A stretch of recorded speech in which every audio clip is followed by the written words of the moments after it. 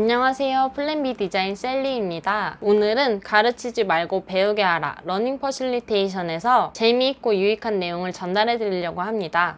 제가 고른 첫 번째 주제는요. 바로 강사가 빠지기 쉬운 두 함정, 수박 껍질 교육 대 솜사탕 교육입니다.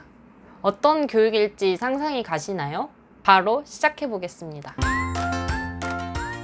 첫 번째 함정인 수박 껍질 교육은 우선순위도 목적도 불분명한 피상적인 설명식 강의를 말합니다. 마치 진도를 나가는 것이 곧 교육의 목적인 것처럼 강사는 열심히 진도를 나가고 학습자들은 수동적으로 참가하는 수업이죠. 학교에서 다들 경험해 봤을 수업 방식입니다. 실제적인 내용보다는 피상적인 학습에 머무르는 것이 마치 수박의 겉만 핥고 속은 먹지 않는 이런 교육을 수박 껍질 교육이라고 합니다. 강의 현장에서 학습자들은 수동적으로 참여하거나 몇몇은 심지어 끌려오기도 합니다. 그런 참가자들에게 자발적인 참여를 이끌어내는 것은 결코 쉬운 일이 아닌데요. 강의를 한 번이라도 해보신 분은 많이 공감하시겠지만 참가자의 자발성을 이끌어내는 일은 학습자에 대한 믿음과 더불어 훈련된 노하우가 있어야지만 가능한 일입니다. 그러다 보니 강사들이 참여를 열심히 유도하다가 잘 되지 않는 모습을 보게 되면 다시 원래 하던 강의 방식, 즉 일방적인 설명식 강의로 되돌아가고는 합니다. 또는 내가 가르쳐야만 한다. 그런 사명감에 가르치고 강조하면 학습자들이 더 잘 이해하고 그 내용을 숙지할 것이라는 자기중심적인 착각이 더해진 강사님들도 덜어 있습니다. 정확히 말하면 가르친 것은 학습된 것이다 라고 주장하는 분들이죠. 이런 분들은 내가 가르쳐야 할 소중한 시간을 토론이나 실습에 낭비하지 않겠다는 용단을 내리기도 합니다. 이 그림은 학습 피라미드라고 불리는 모형인데요. 이 모형은 학습 후 24시간이 지났을 때 배운 것을 얼마나 기억하고 있는지 평균 수치를 보여줍니다. 여기서 가장 낮은 효과를 보여주는 것은 바로 듣기인데요. 학습한 것의 5%밖에 남아있지 않습니다. 물론 강사의 숙련도나 학습자의 참여 태도에 따라서 다른 결과가 있을 수도 있지만 일반적으로 강사가 중심이 되고 학습자는 수동적으로 받아들이는 교수 학습 방법은 학습자 참여 중심의 교수 방법에 비해 교육 효과가 낮다고 볼 수 있습니다. 내가 가르친다고 해서 학습자들이 모두 배우고 인지하고 있는 것은 아니라는 것을 꼭 기억해야 합니다. 강사가 빠지기 쉬운 두 번째 함정은 바로 솜사탕 교육인데요. 솜사탕 강의는 과도한 활동식 강의입니다.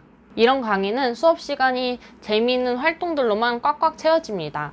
다양한 도구도 동원되고 학습자들 간에 시간 가는 줄 모르고 정말 재미있게 참여합니다. 그런데 마치고 나면 남는 것이 별로 없습니다. 학습이 목적이 아니라 활동 자체가 목적이 되어버리기 때문인데요. 달콤한 맛만 있지 영양은 없는 솜사탕 같은 강의입니다. 솜사탕 강의는 어떤 면에서는 강사와 회사 내 담당자 양쪽을 모두 만족시킬 수 있는 매력적인 강의라고 볼 수 있습니다. 학습자가 겪고 있는 실제 문제와 도전과 쟁점 속으로 함께 들어가는 모험을 하지 않더라도 상대적으로 손쉽게 만족스러운 강의 평가를 받을 수 있기 때문입니다.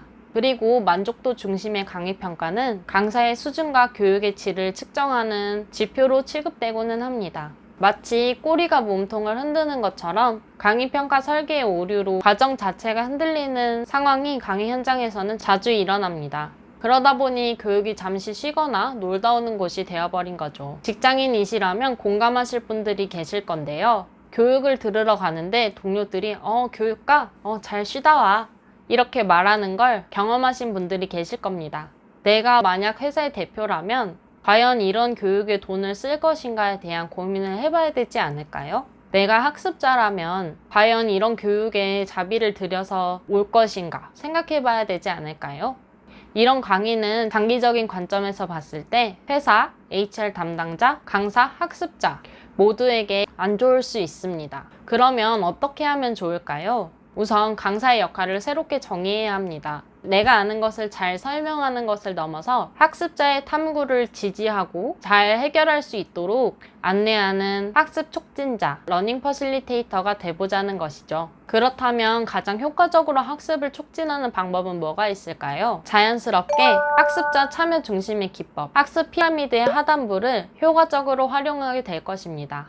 토의와 토론, 실습과 피드백, 서로 가르치기라는 동료 상호작용을 통해서 배운 것을 더 오래 기억할 수 있도록 하는 것이 중요할 것 같습니다. 우선 배운 것이 기억에 나야 실천할 수 있기 때문이죠. 교수 학습 방법의 전문가인 페리스 주립대 교수 테리 도일은 토론의 가치를 이렇게 설명합니다. 토론은 참여자들이 다루고 있는 주제에 대한 정보를 보다 비판적으로 이해하는 데 도움을 주고 자기 인식과 스스로를 비평할 수 있는 능력을 키워준다. 또한 서로의 관점이 공개적으로 솔직하게 교환될 때 나타나는 다양한 의견들을 토론 참가자들이 존중하게 만들어주며 사람들이 뭔가 알고 난 다음에 행동하도록 하는 촉매제 역할을 한다. 바로 정보를 이해하고 자기를 인식하고 비평하며 다른 의견을 존중하게 하고 무엇보다 배운 것을 행동하게 하는 힘이 토론에 있다는 것입니다. 이것이 바로 러닝 퍼실리테이션에서 강조하는 동료 상호작용의 힘입니다. 동료 상호작용이란 함께 학습하는 과정에서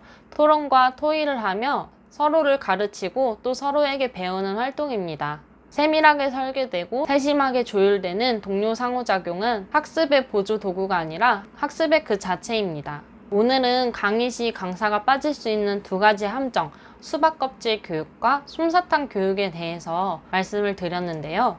동료 상호작용이 더 많이 일어날 수 있도록 그런 강의를 기획하고 진행하는 것이 정말 중요할 것 같습니다. 오늘 영상이 많은 도움이 되셨기를 바라면서 다음 러닝 퍼실리테이션 영상에서 만나도록 하겠습니다.